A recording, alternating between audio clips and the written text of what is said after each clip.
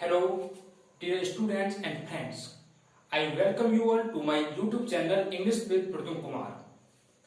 Today we are going to learn passive voice. Passive voice क्या होते हैं? What is passive voice? इसके बारे में हम आज अच्छे तरीके से एक सिंपल मैनर में इन अ डिफरेंट वे तरीके से आज हम जानेंगे पैसिव वॉइस। पहले मैं आपको वर्बली बता दूं कि वॉइस वाच्य होता है। क्या होता है? वाच्य, जिसको टू कैटेगरीज में डिवाइड किया जाता है, यानी एक एक्टिव वॉइस और एक पैसिव वॉइस। अब पैसिव वॉइस किसे कहते हैं, एक्टिव वॉइस किसे कहते हैं, ये हमें पहले जानना चाहिए। ये हमें पता भी होना चाहिए कि एक्टिव वॉइस की परिभाषा क्या होती है और पैसिव वॉइस की परिभाषा क्या होती है। डायरेक्ट नियम नहीं चलता है कि ये ऑब्जेक्ट का सब्जेक्ट बना दो, सब्जेक्ट का ऑब्जेक्ट बना दो, ये नियम अप्लाई नहीं होना चाहिए। पहले हमें उसके बारे में पता होना चाहिए, तब नियम अप्लाई किए जाते हैं। तो सबसे पहले जानेंगे वॉइसेस। अब वॉइसेस को हम कैटेगराइज करते हैं active voice and passive voice. तो एक्टिव वॉइस वो होता है जिसमें कर्ता हमारा इंपोर्टेंट होता है। कौन? कर्ता है, जिसे हम सब्जेक्ट बोलते हैं। सब्जेक्ट मीन्स डूअर, यानी doer is more important than the work. Doer is more important than the work active voice कहलाता है। Passive voice work done is more important than the doer, यानी जो कार्य करने वाला होता है वो इतना इंपोर्टेंट नहीं होता, जो कार्य किया गया है वो इंपोर्टेंट होता है, वो पैसिव वॉइस कहलाता है। और जिसमें कार्य करने वाला होता है वो हमारा एक्टिव वॉइस कहलाता है। जैसे मैं आपको एक एग्जांपल दूं, लड़के ने अखबार बांटे, ये सेंटेंस पैसिव वॉइस है या एक्टिव वॉइस है? तो आपको इसमें नजर आ रहा होगा, लड़का हमारा सब्जेक्ट है जो अखबार बांटने का कार्य कर रहा है, तो ये हमारा एक्टिव वॉइस है। अब मैं आपको सेंटेंस दूं, अखबार बांटे गए, यहां हमने सब्जेक्ट इंपोर्टेंट नहीं रखा, कार्य इंपोर्टेंट रखा है। तो यहां कार्य इंपोर्टेंट है, वर्क डन, जो कार्य किया गया है। हम सब्जेक्ट को हटा भी सकते हैं, कोई मतलब नहीं। Work done is more important than the work, passive voice कहलाता है। और the doer is more important than the work, जिसमें कार्य किया गया होता है, वो जो कर्ता के द्वारा किया जाता है, उसमें कर्ता इंपोर्टेंट होता है, वो एक्टिव वॉइस कहलाता है। आज हम इसी के आधार पर, इसी के बेस पर अच्छे तरीके से पैसिव वॉइस को बनाना जानेंगे। पैसिव वॉइस कैसे बनाए जाते हैं देखिए। वॉइसेस, सबसे पहले वॉइसेस को मैंने बताया अभी कैटेगराइज किया जाता है दो भाग में। देखिए कैसे। एक का नाम लिखा मैंने यहां एक्टिव, और एक का नाम लिखा पैसिव। देखिए एक्टिव वॉइस और पैसिव वॉइस, इसकी परिभाषा क्या होती है? एक्टिव वॉइस की परिभाषा होती है, doer is more important than the work, यानी doer is more important than the work. ठीक है, जिसमें कार्य करने वाला इंपोर्टेंट होता है वो हमारा एक्टिव वॉइस कहलाता है। अगला हमारा, अब work done is more important than the doer. देखिए वर्क डन, यहां आप ध्यान रखेंगे, वर्क डन यानी जो कार्य किया गया है वो इंपोर्टेंट है, ना कि डूअर, ना कि सब्जेक्ट। तो इस समय एक बात पता और पड़ती है कि सब्जेक्ट लगाओ या मत लगाओ, कोई भी अंतर नहीं पड़ेगा, इट डजंट मैटर। देखें अब इसका जो पूरा पैसिव वॉइस का जो पूरा खेल है, पूरा जो खेल है वो किसके बेस पर है वो आपको समझना चाहिए। देखें, सबसे पहले है एक हेडिंग लिखते हैं हम, ट्रांसफॉर्मेशन। बोले ट्रांसफॉर्मेशन, क्या नाम है इसका? ट्रांसफॉर्मेशन। अब आपको ट्रांसफॉर्मेशन के बारे में पता होना चाहिए कि ट्रांसफॉर्मेशन क्या है। तो इसकी परिभाषा होती है टू चेंज इन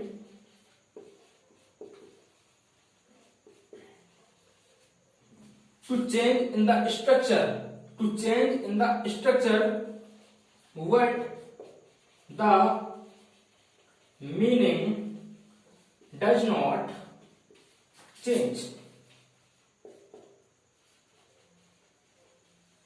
देखिए, to change in the structure आपका चेंज हो जाए, लेकिन but the meaning does not change, लेकिन जो अर्थ है वो आपका चेंज नहीं होना चाहिए। दैट इज कॉल्ड ट्रांसफॉर्मेशन, वो ट्रांसफॉर्मेशन है।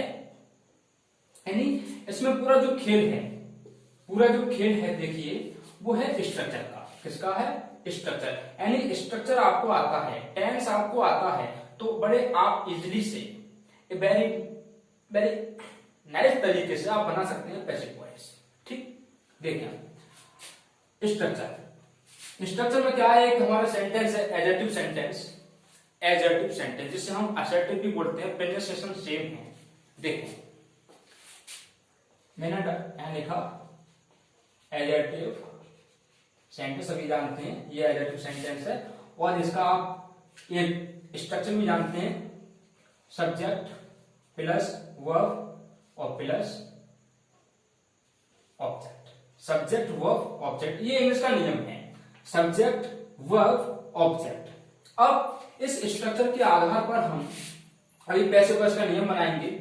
मैंने यहां पर लिखा ऑब्जेक्ट और यहां लिखा वर्ब और यहां लिखा सब्जेक्ट। अब देखें, इस ऑब्जेक्ट को मैंने रखा सब्जेक्ट के स्थान पर।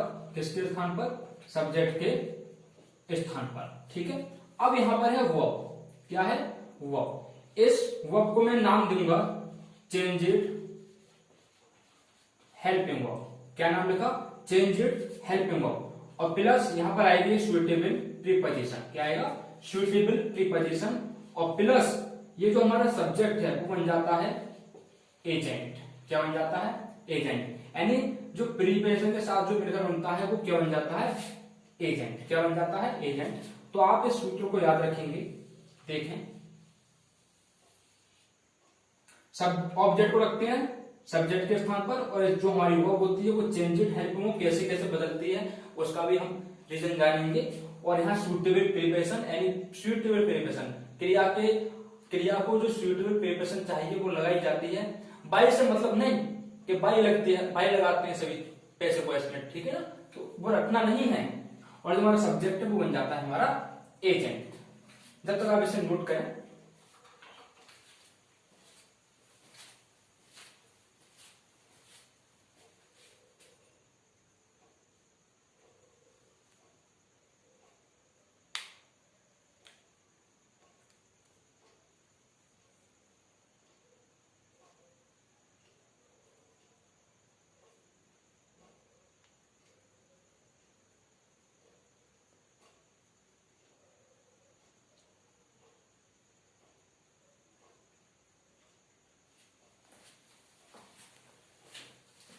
नोट कर लिया होगा, मैं इसे रफ कर देता हूं।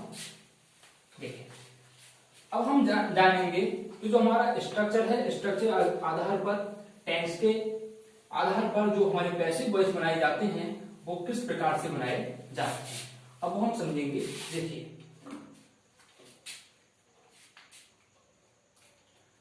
टेंस के बारे में आपको मैं बता दूं, टेंस क्या है। तो टेंस का जो पूरा चैप्टर बनता है वो टाइम एंड टेंस से बनता है, टाइम एंड टेंस। अब टाइम क्या है और टेंस क्या है, सभी जानते हैं। टाइम हमारे present, past, future, present, past, future. लेकिन एक बात और बता दूं आपको, जो हमारे टाइम अब मॉडर्न इंग्लिश के अनुसार जो ग्रामर का जो अब मानना है वो हमारे टाइम दो है, प्रेजेंट और पास्ट। फ्यूचर किसी ने देखा नहीं तो वो अब टाइम की श्रेणी में नहीं रखा जाता, वो अलग है। ये प्राचीन इंग्लिश में हम उसे टेंस के अकॉर्डिंग रखते थे, लेकिन अब नहीं। तो हमारे वैसे हम रख लेते हैं अब, लेकिन अब वैसे रखा नहीं जाता है। प्रेजेंट, पास्ट, फ्यूचर ये मान लेते हैं आप। और हमारे टेंस हैं बच्चों, my dear friends and students, tense हमारे होते हैं टोटल 12 होते हैं। अब जिनमें से हम पैसिव वॉइस किस किस के बनाते हैं वो हम सीखेंगे अच्छे तरीके से। देखिए, अब सबसे पहले हमारा जो टेंस है वो है प्रेजेंट इंडेफिनिट। Present indefinite. अब यहां लिखा मैंने एक्टिव वॉइस और यहां लिखा पैसिव वॉइस। अब देखिए, यानी प्रेजेंट इंडेफिनिट का सबसे पहले हमें नियम पता होना, सबसे पहले इसका स्ट्रक्चर पता होना चाहिए कि प्रेजेंट इंडेफिनिट का स्ट्रक्चर क्या होता है। तो देखें, subject plus first form of a verb और प्लस एस या एस, ठीक है। इसी के इंटरोगेटिव की बात करते हैं तो हम लगाते हैं डू और डज, ठीक। अब जब हम बात करते हैं पैसिव वॉइस की, किसकी बात करते हैं? पैसिव वॉइस की। तो देखो, यहां पर आपको एक चीज पता होनी चाहिए कि इसके पास अपनी कोई हेल्पिंग वर्ब नहीं होती है। क्या नहीं होती है? Helping verb. तो हम हेल्पिंग वर्ब लेते हैं इसी के द्वारा, टेंस के द्वारा। देखिए कैसे, यहां पर हम लिखते हैं एच और एम और are plus third form of a verb. Third form of a verb is the rule of passive voice. Passive voice का रूल है कि थर्ड फॉर्म आपको मिलेगी, ठीक। तो इसका एक हम एग्जांपल में समझाना चाहूंगा पैसिव वॉइस को कैसे। जैसे मैंने लिखा शी सिंग्स अ सॉन्ग। देखें, शी सिंग्स अ सॉन्ग। अब ये बच्चों क्या है? सब्जेक्ट है और सिंग्स हमारा क्या है? वर्ब है। और ए सॉन्ग हमारा क्या है ना? ऑब्जेक्ट है। अब इस ए सॉन्ग को हम रखेंगे सब्जेक्ट के स्थान पर। ए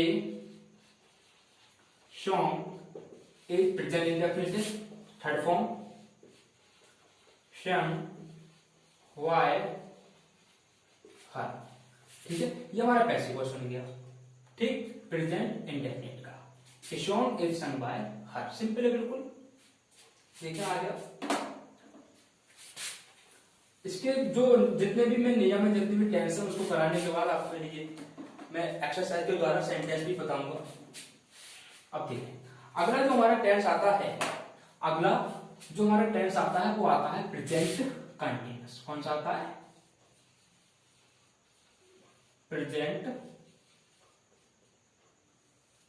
कंटिन्यूअस। प्रेजेंट कंटिन्यूअस का नियम क्या कहता है कि सबसे पहले सब्जेक्ट लगाओ और फिर यहां पर हेल्पिंग वर्ब और प्लस फर्स्ट फॉर्म में क्या लगाओ? आईएनजी लगाओ और प्लस लगाओ यहां ऑब्जेक्ट, ठीक है। अब यहां जो हमारी हेल्पिंग वर्ब रहेंगी वो बच्चों यहां रहेंगी इज एम आर। क्या रहेंगी? Is am are. याद रखना है आपको, इज एम आर यहां हमारी हेल्पिंग वर्ब है। तो is am are as it is यहां पर रहेंगी, एज इट इज बिल्कुल सेम। इज एम और आर। अब ध्यान दें, जो हमारी B1 प्लस आईएनजी है, क्या है? B1 प्लस आईएनजी, वहां पर सब जोड़ देते हैं बी और इस आईएनजी को हटाकर लगा देते हैं बी में। और प्लस आप सभी जानते हैं third form of a verb rule है पैसिव वॉइस का, ठीक। अब इसके बाद हमारा टेंस आता है एक प्रेजेंट परफेक्ट। कौन सा आता है? Present perfect. यानी जिसमें हम किसका प्रयोग करते हैं? सब्जेक्ट प्लस हैज और हैड प्लस B3, आप सभी जानते हैं ऑब्जेक्ट। और पैसिव वॉइस का नियम क्या कहता है कि हैज और हैड प्लस क्या लगाते हैं? बी। जैसे यहां बी लगाया, अब हैज और हैव के साथ क्या लगा देते हैं? बी। और आप सभी जानते हैं मिनिमम पैसिव वॉइस की जो कंडीशन है वो क्या है? Third form of a verb. Third form of a verb. अगला जो टेंस आता है हमारा प्रेजेंट परफेक्ट कॉन्टिन्यूअस टेंस आता है, मैं बता दूंगा आपके लिए प्रेजेंट परफेक्ट कॉन्टिन्यूअस टेंस की पैसिव वॉइस बनाई क्यों नहीं जाती है। सब्जेक्ट प्लस हेल्पिंग वर्ब और प्लस बीइंग। अब वहां स्वयं बीइंग है तो वहां पर हम बी शब्द का प्रयोग दो बार नहीं कर सकते, इसीलिए प्रेजेंट परफेक्ट कॉन्टिन्यूअस टेंस की पैसिव वॉइस नहीं बनाई जाती है। ठीक, अब इसके बाद टेंस हमारा कौन सा आता है, पास्ट इंडेफिनिट। कौन सा आता है, पास्ट इंडेफिनिट। इसका एक नियम है D2 प्लस इसका जो हेल्पिंग जो बनाते हैं इंटरोगेटिव वो बनाते हैं डिड से, किससे बनाते हैं, डिड से। अब इसके बाद भी इसके पास अपनी कोई हेल्पिंग वर्ब नहीं है तो हम इसकी भी हेल्पिंग लेते हैं, पास्ट के अकॉर्डिंग लेते हैं वॉज और वर। और सभी जानते हैं कि third form of a verb minimum condition है पैसिव वॉइस बनाने की। ठीक, अब बात करें हम पास्ट कॉन्टिन्यूअस की, किसकी, पास्ट कॉन्टिन्यूअस। ये मैं शॉर्ट में लिख रहा हूं, पास्ट कॉन्टिन्यूअस की जो स्ट्रक्चर वो है वॉज और वर और फर्स्ट फॉर्म प्लस आईएनजी। आप अभी पढ़े, आपने भी पढ़ा फर्स्ट फॉर्म प्लस आईएनजी को हटाकर क्या लगा देते हैं, बीइंग। ठीक है, तो हमारी जो हेल्पिंग वर्ब वो बिल्कुल एज इट इज रहेंगी, वॉज और वर और प्लस क्या लगा देंगे, बीइंग। और आप सभी जानते हैं third form of a verb passive voice का एक स्ट्रक्चर है। ठीक है, पास्ट कॉन्टिन्यूअस में वॉज वर मिले, आप सभी जानते हैं बी प्लस आईएनजी को हटाकर be plus third form of a verb और has have been plus third form of a verb और प्रेजेंट कॉन्टिन्यूअस एजेएमआर को हटाकर सभी जानते हैं बी प्लस आईएनजी को हटाकर बी लगा देते हैं plus third form of a verb. ठीक है, जब तक आप इसे नोट करें।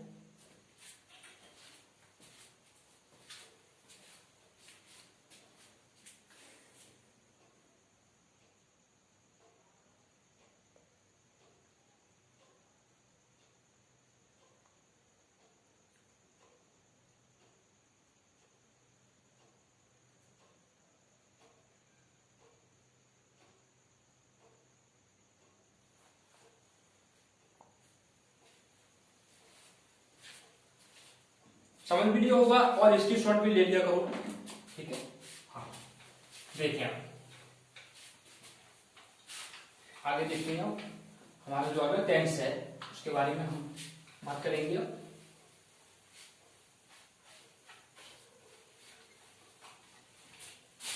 देखिए अभी आपने पढ़ा पास्ट कंटिन्यूअस, कौन सा पढ़ा, पास्ट कंटिन्यूअस।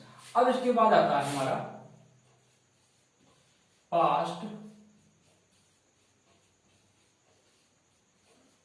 परफेक्ट। कौन सा आता है, पास्ट परफेक्ट। यानी इसका नियम क्या था, सब्जेक्ट और हेड प्लस B3 और आप सभी जानते हैं ऑब्जेक्ट। और आप ये भी जानते हैं आप पैसिव वॉइस में क्या करेंगे, हम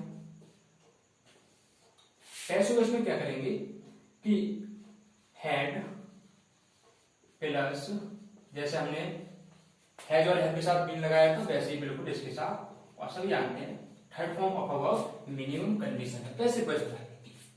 अब इसके बाद आता है पास्ट परफेक्ट कॉन्टिन्यूअस, वही नियम अप्लाई होगा जैसे हैज बीन, हैव बीन। ठीक है, और उसके बाद फिर बीइंग लगा देते हैं, तो फिर हम पैसिव वॉइस बनाते समय डबल बार बीइंग शब्द का यूज नहीं कर सकते, बी प्लस बी का यूज हम नहीं कर सकते डबल बार, इसीलिए पास्ट परफेक्ट कॉन्टिन्यूअस टेंस की भी पैसिव वॉइस नहीं बनाई जाती है, याद रखना है आपके लिए। इसके बाद हमारा टेंस आता है बच्चों फ्यूचर इंडेफिनिट। कौन सा आता है, future indefinite tense. Future indefinite tense का नियम क्या बोलता है कि विल और शैल और first form of a verb. अब विल और शैल के बाद देखें, विल और शैल के बाद हम लगा देते हैं बी और प्लस आप सभी जानते हैं third form of a verb minimum condition है पैसिव वॉइस बनाने की। ठीक, अब इसके बाद एक टेंस आता है फ्यूचर कॉन्टिन्यूअस।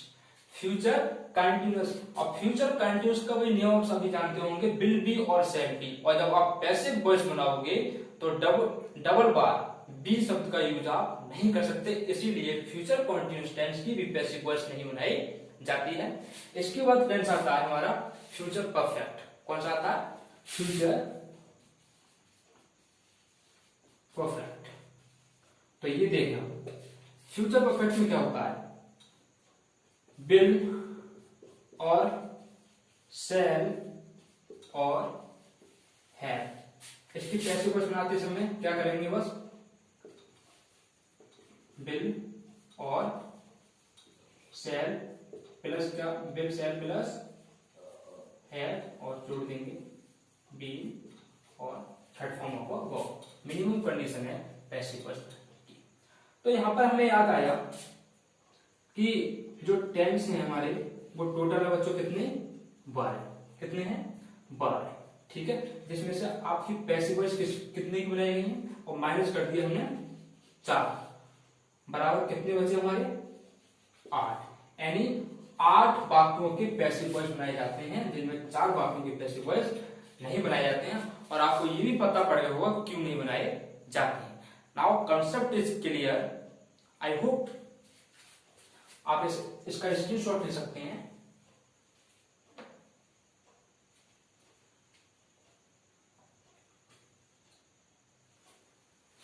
अब मैं आपको एक बार वर्बली बोलकर बताऊंगा कैसे कैसे क्या होता है। देखें,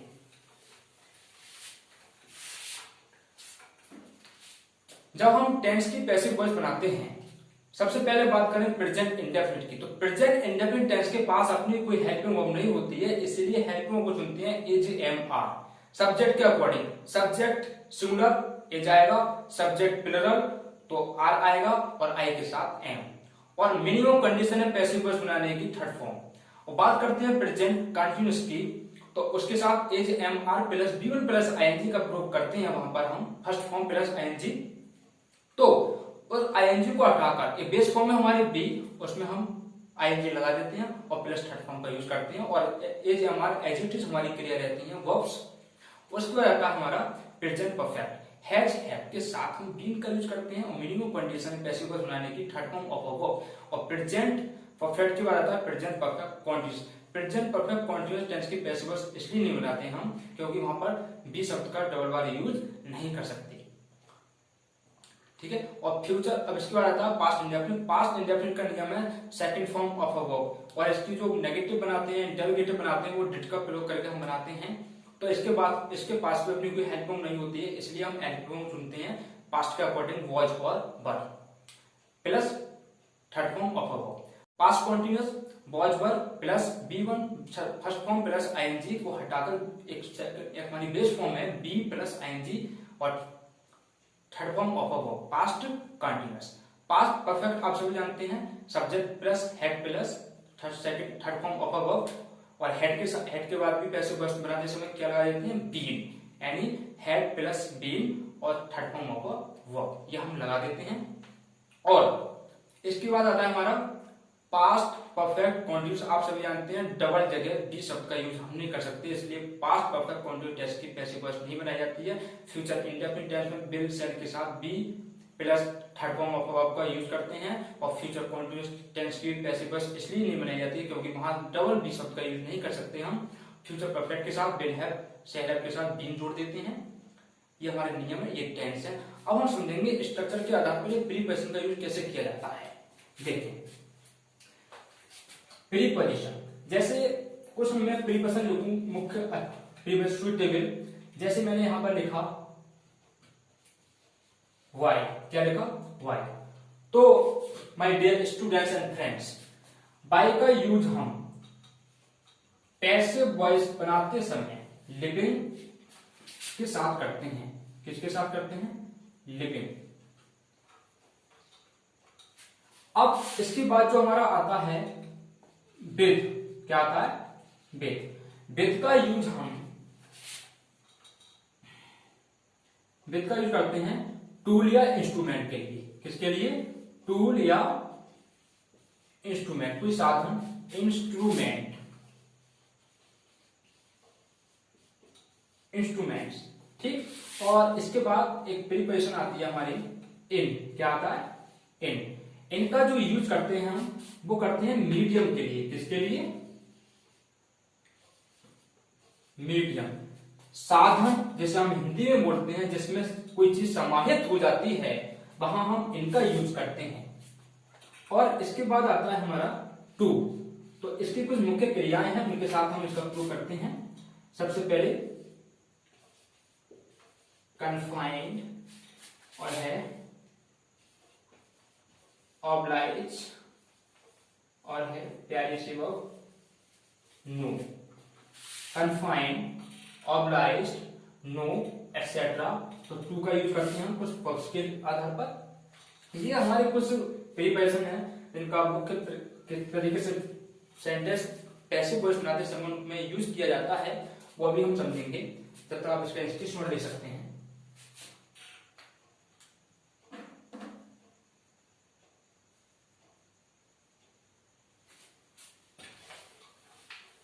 देख,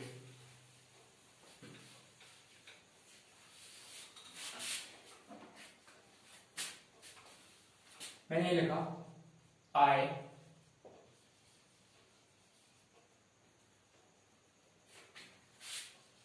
killed the snake. I killed the snake. अब जो हमारा ऑब्जेक्ट है बच्चों को रखेंगे सब्जेक्ट के स्थान पर। The snake was killed, अब लगाएंगे ना वाई। और एक बात तो बता दी, जो हमारा ऑब्जेक्टिव केस है, आई का ऑब्जेक्टिव केस भी होता है, बी का ऑब्जेक्टिव केस अस होता है, दे का ऑब्जेक्टिव केस देम होता है, सी का ऑब्जेक्टिव केस हर होता है, ही का ऑब्जेक्टिव केस अस होता है, इट का ऑब्जेक्टिव केस इट रहता है, ठीक है। अब देखिए द स्नेक, अब ये टेंस हमारा पास्ट इंडेफिनिट है। अभी आपने सी का वॉज और वर्ब का यूज करते हैं, सिंगुलर है तो वॉज लगाओ। The snake was killed by me. अब यहां पर जो मैंने बाय का यूज किया है, क्योंकि सजीव है तो सजीव के लिए बाय का यूज करेंगे हम। अब मैं यहां आई ना लिखकर, मैं यहां आई ना लिखकर यहां पर लिख दूं एन एरो। मैंने लिख दिया an arrow killed the snake. अब यहां एन एरो कोई सजीव प्राणी तो है नहीं, कोई इंस्ट्रूमेंट है। तो अब हम यहां पर सेंटेंस बनाएंगे the snake was killed, the snake was killed. तो बच्चों वहां क्या लिखेंगे, विद एन एरो, क्योंकि यहां एक इंस्ट्रूमेंट की बात है। किसकी बात है, इंस्ट्रूमेंट की। तो इंस्ट्रूमेंट के लिए क्या लगाएंगे हम यहां पर, विद लगाएंगे, ठीक है। ये आपको पता होना चाहिए। अब देखते हैं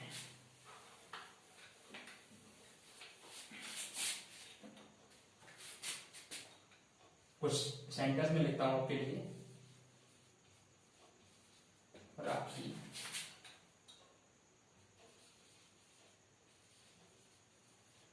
manage her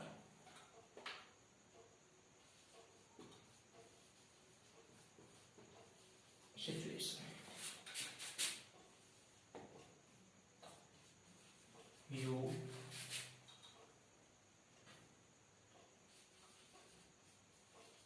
cooked the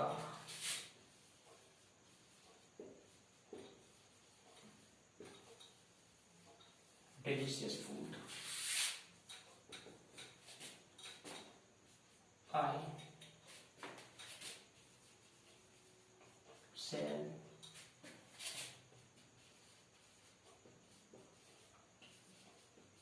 invite him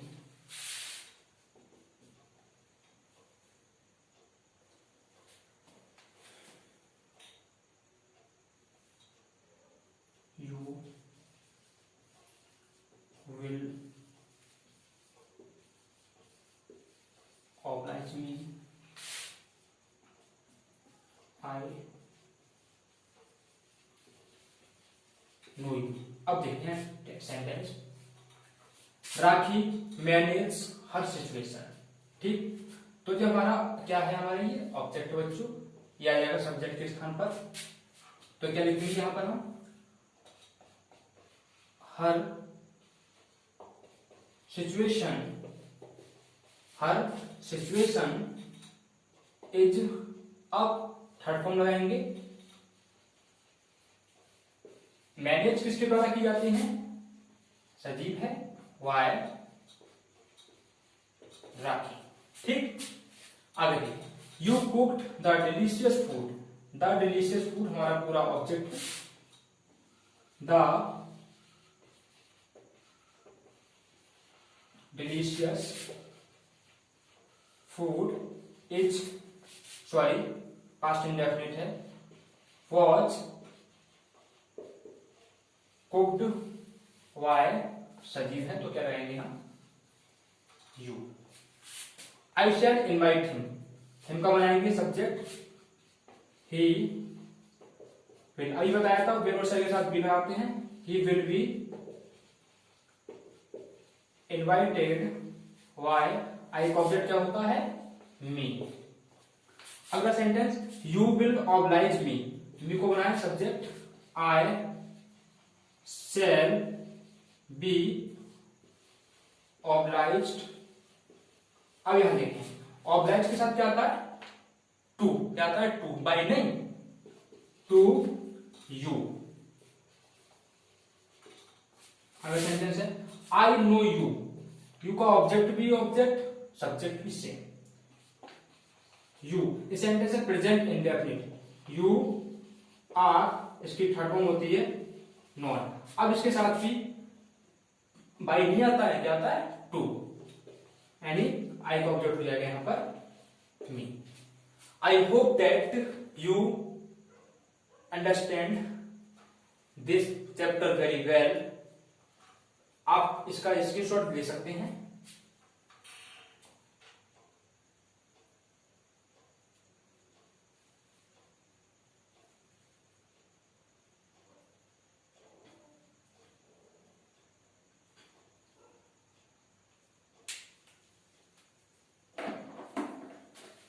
आज माय डियर स्टूडेंट्स, हमने टेंस की पैसिव वॉइस के बारे में समझा अच्छे तरीके से। उसका थोड़ा पैसिव वॉइस क्या होती है, एक्टिव वॉइस क्या होती है, इसके बारे में समझा। तो आज इस वीडियो को हम यही समाप्त करते हैं और अगले नेक्स्ट वीडियो में हम रिलेटेड बात करेंगे पैसिव वॉइस की ही। आगे किसकी बात करेंगे उसी पैसिव वॉइस में, उसी वीडियो में अच्छे तरीके से बताएंगे। Thank you so much.